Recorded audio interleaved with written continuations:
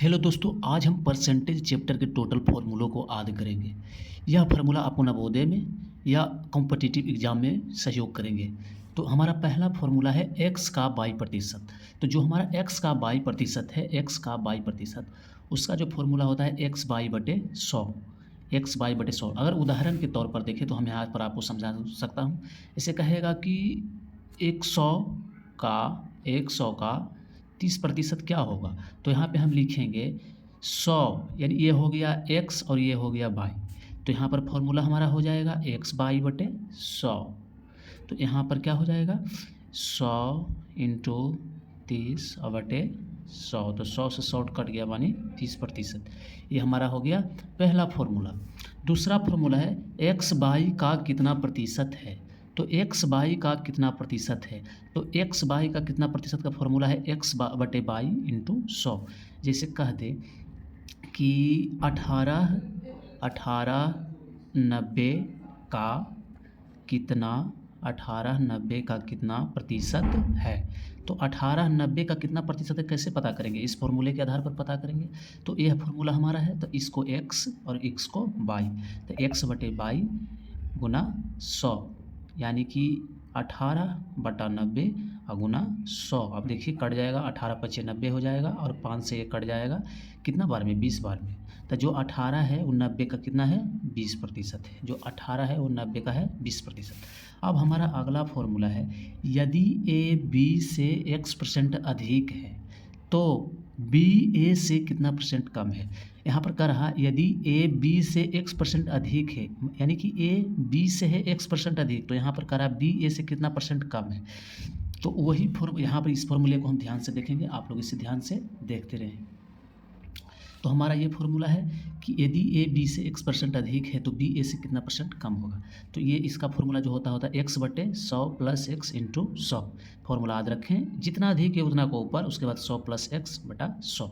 अब इसे कह दें कि यदि, यहाँ पर देखिए उदाहरण के तौर पे उदाहरण हम दे रहे हैं, कह रहा है यदि ए बी से 15% अधिक है, 15% अधिक है, तो बी ए से कितना प्रतिशत कम है। तो इसका जो फॉर्मूला होता है वो होता है x इंटू एक्स बटे 100 प्लस x गुना 100। तो यहाँ पे आप लोग ध्यान से देखें, तो इसका जो हो जाएगा, इसका हो जाएगा, तो यानी कि x का मान यहाँ पर क्या था, x का मान देखिए इसमें क्या था, x का मान था 15%। तो 15 का ऊपर रख देंगे, तो 15/100 प्लस 15 गुना 100। बताइए 15 और 115 गुना 100। इसे आप हल करेंगे तो ये हमारा आंसर आएगा इस प्रकार के प्रश्नों का। अब जो हमारा अगला फॉर्मूला है वो है 4 नंबर। करा यदि ए बी से x% कम है तो बी ए से कितना परसेंट अधिक है। अब कह रहा कि यदि ए बी से x% कम है तो बी से कितना अधिक है। तो कुछ नहीं करना है, सिंपल, यहाँ पर प्लस था तो यहाँ पर माइनस कर दिए। तो x बटे 100 माइनस x इंटू 100। तो यहाँ पर अगर यही 15% कहेगा इसमें कम है तो यहाँ पर कर देंगे 15/100 माइनस 15 गुना 100। इसको हल करेंगे, हमारा आंसर आ जाएगा। अगला जो हमारा फॉर्मूला है वो है 5 नंबर का फॉर्मूला।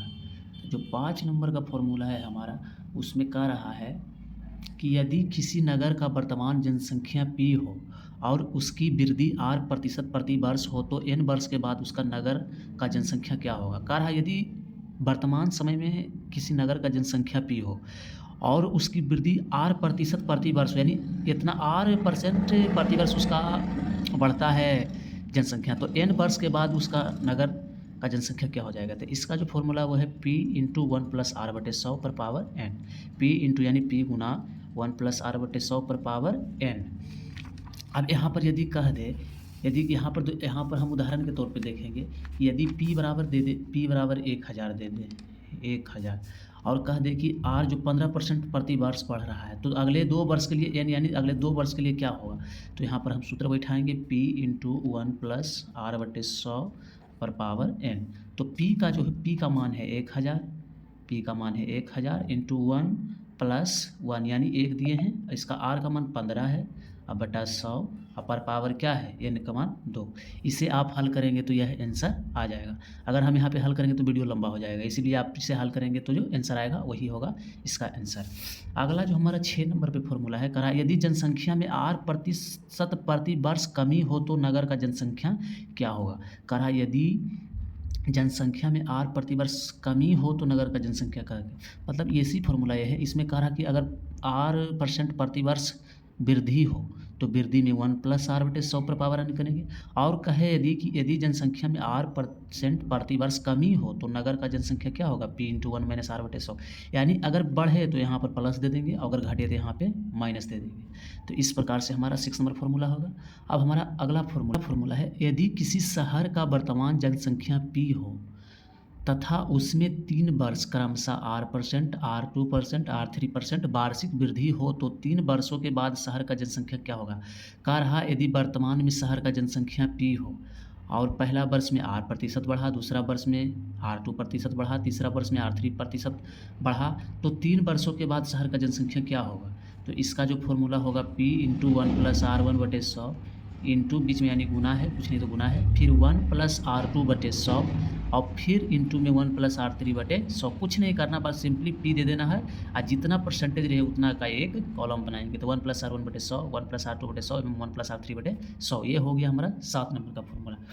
अगर यहाँ पर हम उदाहरण के सहित समझें तो अगर कहे कि p का मान 2000 है, यानी शहर का जनसंख्या 2000 है, और कह रहा कि पहला वर्ष बढ़ा r1 जो है 10% है, r2 है जो 15% है एवं r3 जो है वह है 20%।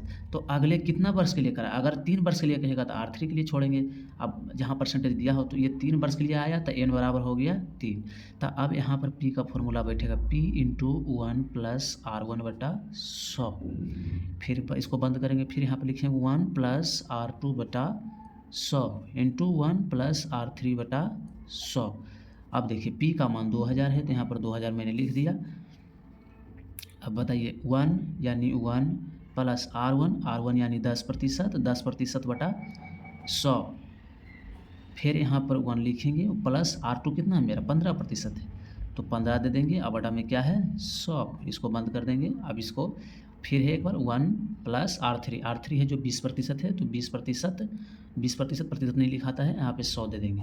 ये हमारा अगले 3 वर्ष के लिए जो है वो फॉर्मूला है। तो आप इसे हल करेंगे तो आंसर आ जाएगा। इस प्रकार के प्रश्नों में इस प्रकार का सूत्र लगता है।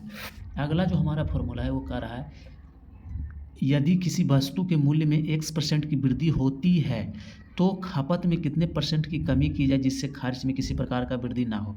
जैसे इसमें फॉर्मूला है कि जैसे हम लोग बाज़ार से सब्जी लाते हैं तो सब्जी अभी 20 रुपये केजी मिल रहा है, और तो 20 रुपये केजी मिल रहा है, आग तो हमारा खर्चा कम पड़ रहा है अभी।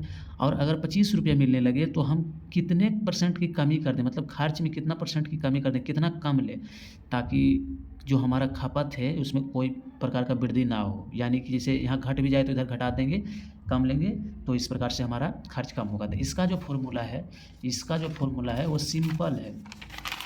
इसका जो फॉर्मूला है आप देख रहे हैं x × x/100 + x × 100। अगर वृद्धि हो जाए तो अगर दाम में वृद्धि हो जाए, किसी वस्तु के मूल्य में वृद्धि हो जाए तो फॉर्मूला है x × 100 + x × 100। ऐसे कह रहा है कि अगर चावल है, चावल का दाम में 10% का वृद्धि हो गया तो खपत कितना % की कमी की जाए, खपत में कितना % की कमी की जाए ताकि खर्च में किसी प्रकार का वृद्धि ना हो। तो किसी प्रकार का वृद्धि ना हो तो खपत में, तो इसका फॉर्मूला है x/100 + x × 100।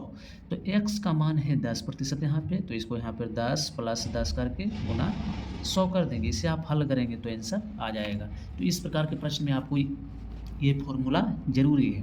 अगला हमारा जो प्रश्न के साथ फॉर्मूला है वो है यदि किसी वस्तु के मूल्य में x% की कमी हो जाए, जैसे किसी वस्तु के दाम घट गया तो खपत में कितने % की वृद्धि की जाए ताकि खर्च अपरिवर्तित रहे, मतलब बदलाव नहीं हो। अगर इधर बढ़ रहा है तो इधर वृद्धि हो रहा है तो हम कमी कर देंगे खपत में, और अगर वस्तु का मूल्य में कमी हो रहा है तो उसको हम खपत में वृद्धि कर देंगे। तो वृद्धि का जो फॉर्मूला है वो है सिंपली है x/100 - x × 100। यानी इसमें प्लस है, अगर वृद्धि हो तो प्लस, अगर वृद्धि ना हो तो माइनस, कमी हो तो माइनस। तो इस प्रकार से हमारा आज का फॉर्मूला यहीं तक है। अगर कुछ छूट गया हो तो आप लोग कमेंट में बताएं, फिर से हम उसे वीडियो डाल देंगे, आप लोग देख लीजिएगा। अगर वीडियो अच्छा लगे तो लाइक एवं सब्सक्राइब कर दीजिएगा।